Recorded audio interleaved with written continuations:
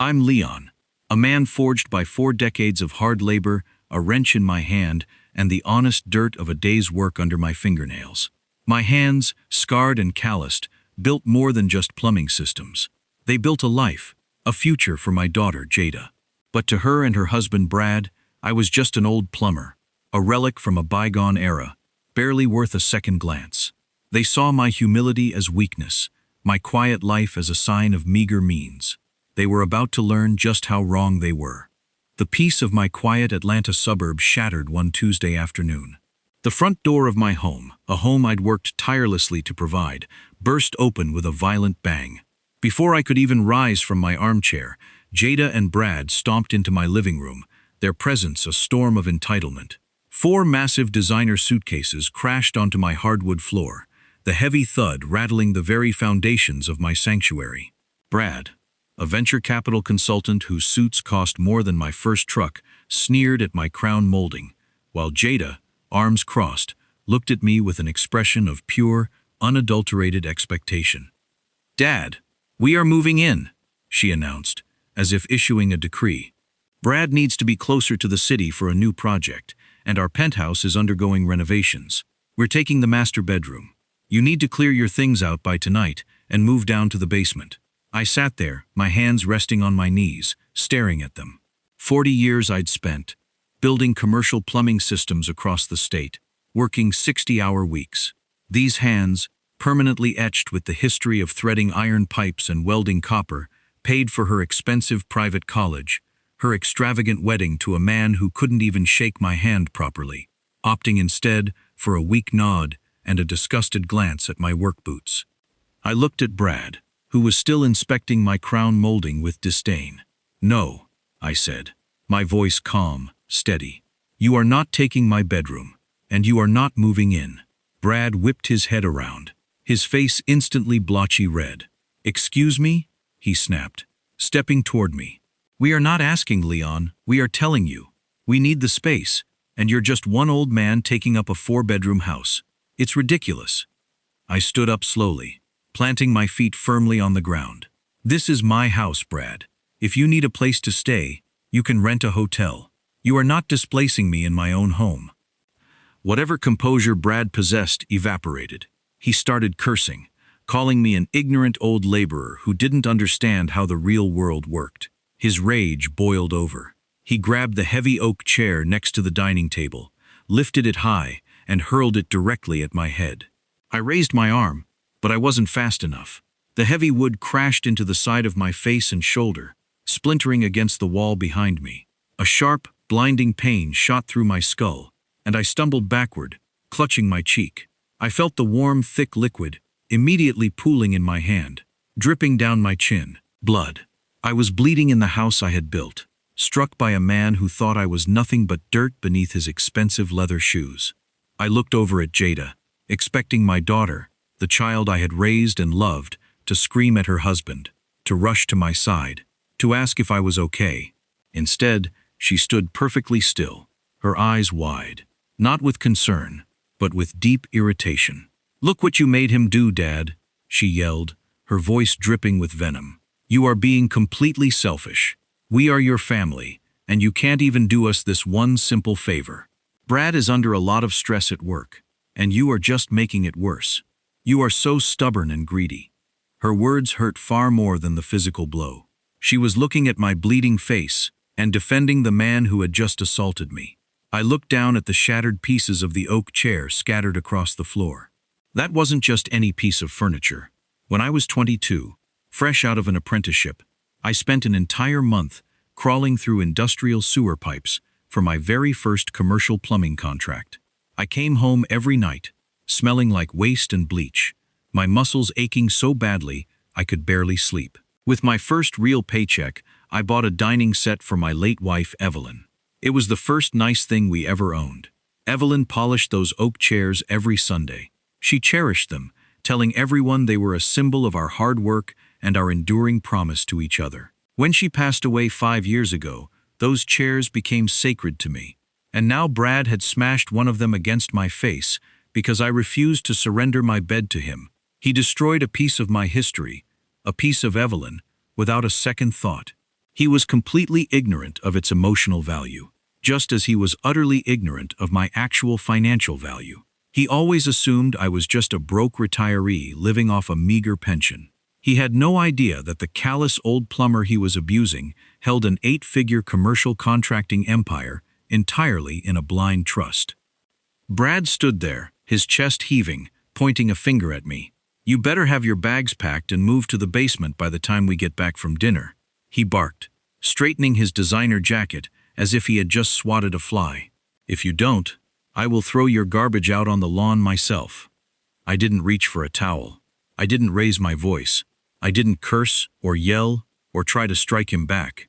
I simply stood up completely straight, letting the blood drip freely from my cheek onto the collar of my shirt.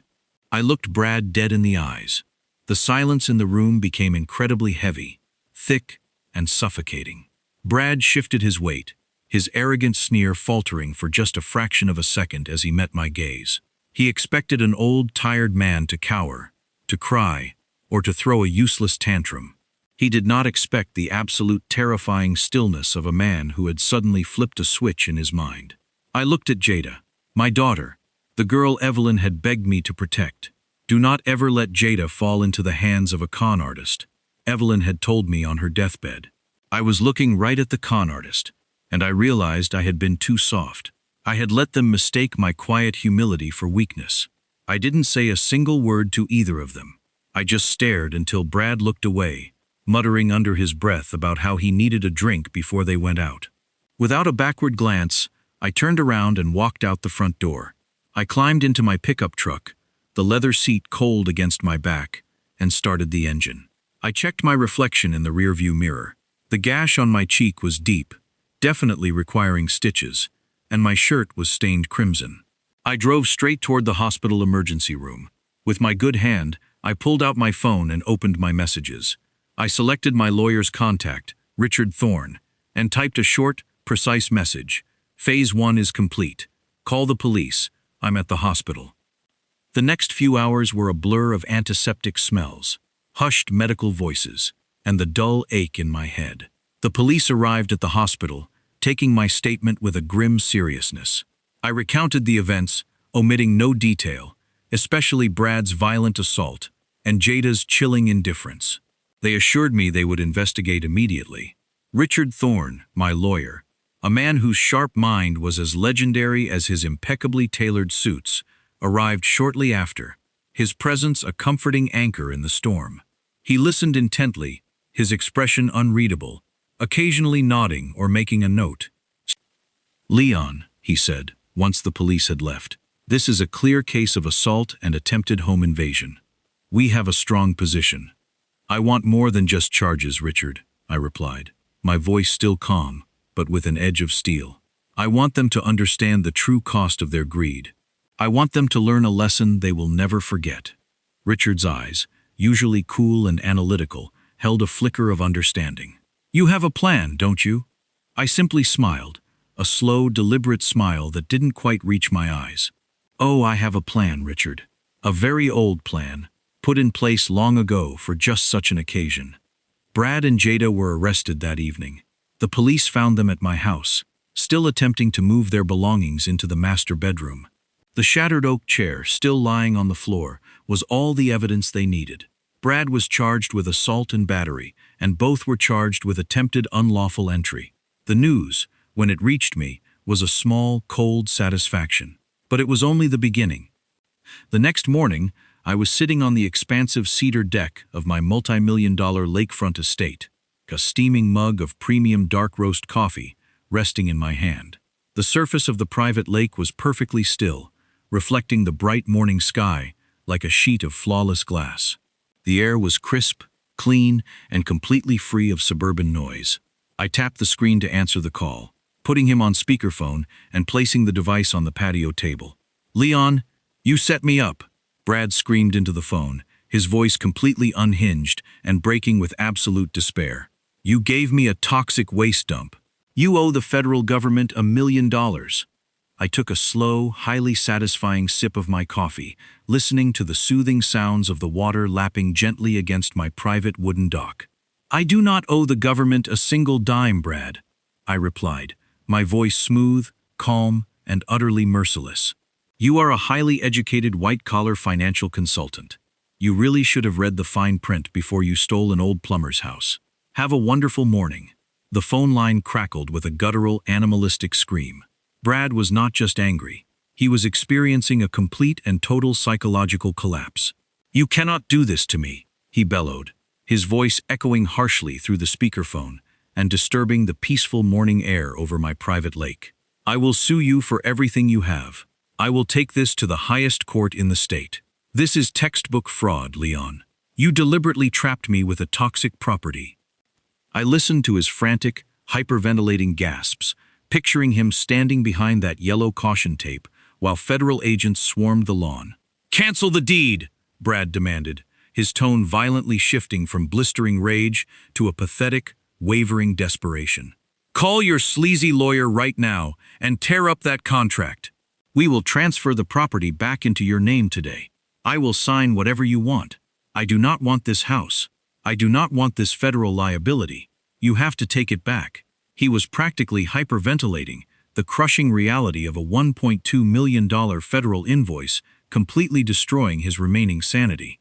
Through the receiver, I could clearly hear the heavy boots of the Environmental Protection Agency marching across the porch.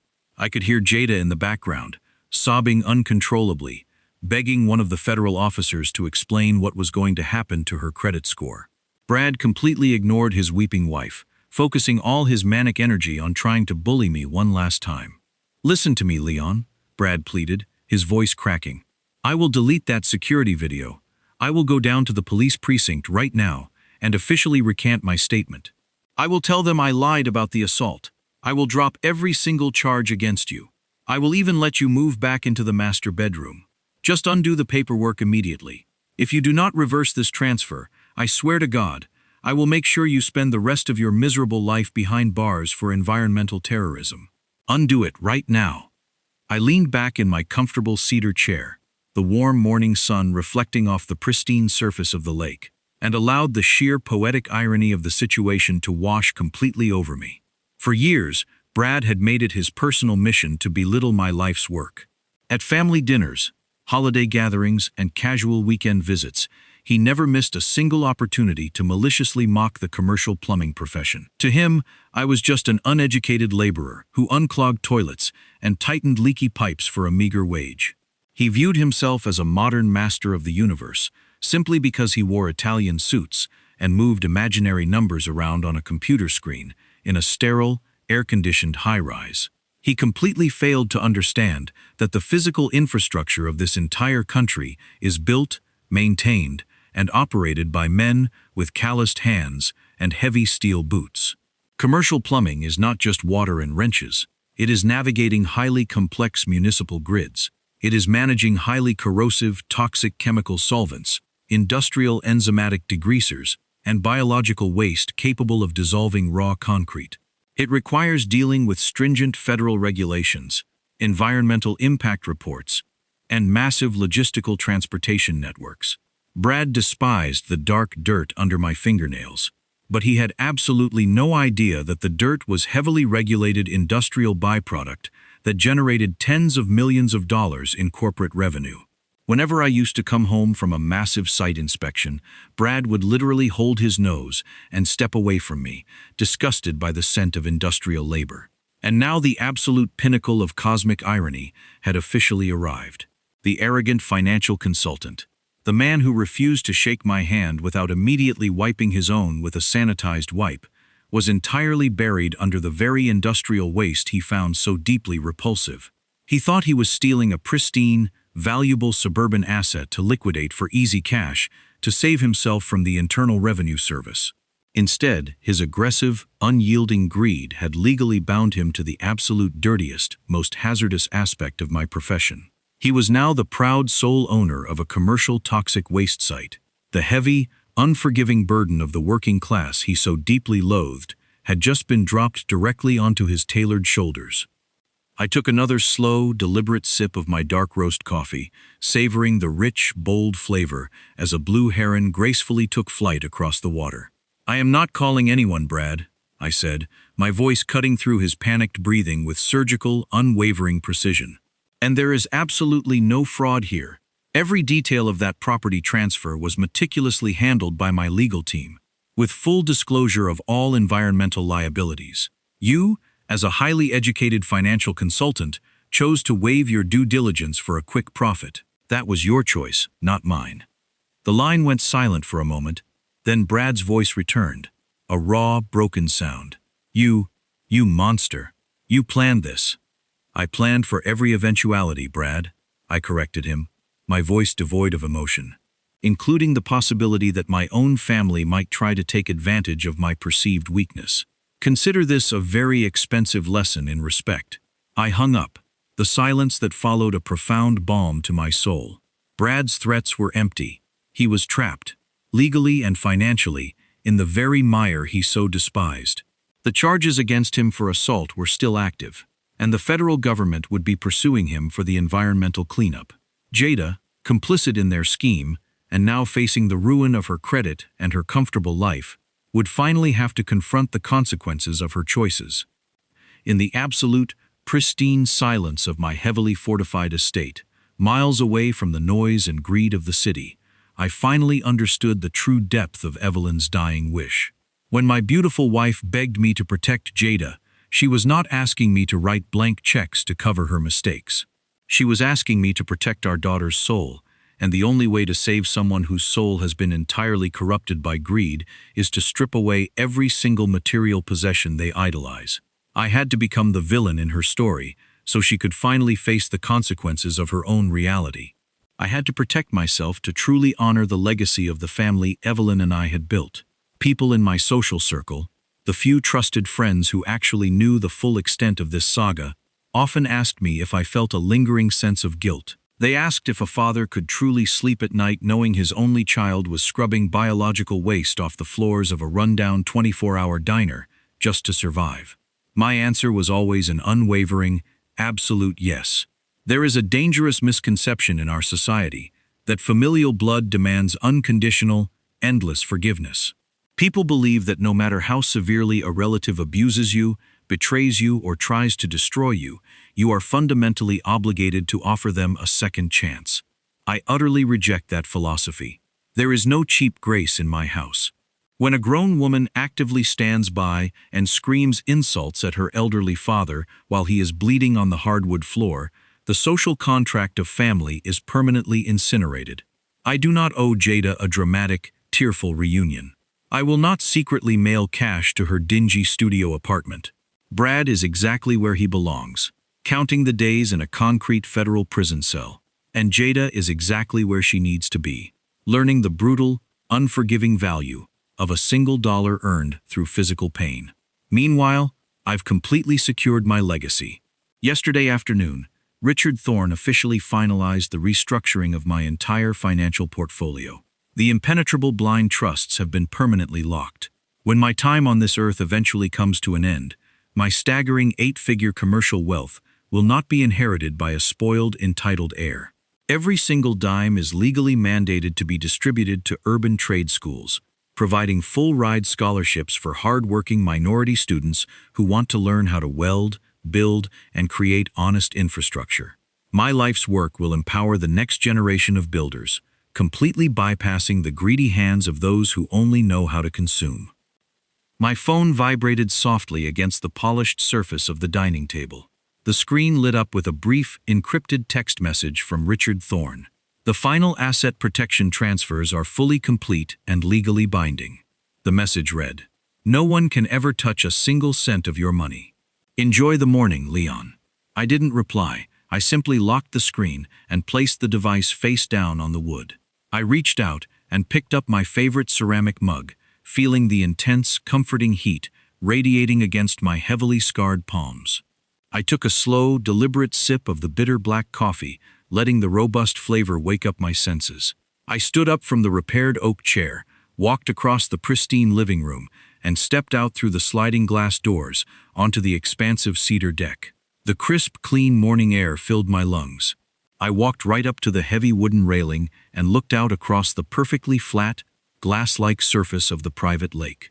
The water mirrored the bright blue sky above, completely undisturbed and wonderfully silent. I smiled a deep, quiet, and profoundly unshakable smile. Sometimes, to rebuild a house, you have to let the rot burn itself to the ground. Looking back at this entire ordeal, the greatest lesson I learned is that blind generosity can easily become the architect of entitlement. We naturally want to shield our children from the hardships we faced. However, when we provide endless financial safety nets, we accidentally strip them of the opportunity to develop resilience and basic human decency. True love does not mean financing a toxic lifestyle or accepting blatant disrespect simply because you share the same bloodline. Sometimes the most profound act of love is to completely remove your support and allow the harsh reality of the world to teach them the lessons you no longer can. If you agree that respect should never be sacrificed for toxic family loyalty, please share your thoughts in the comments below and subscribe to the channel for more stories like this.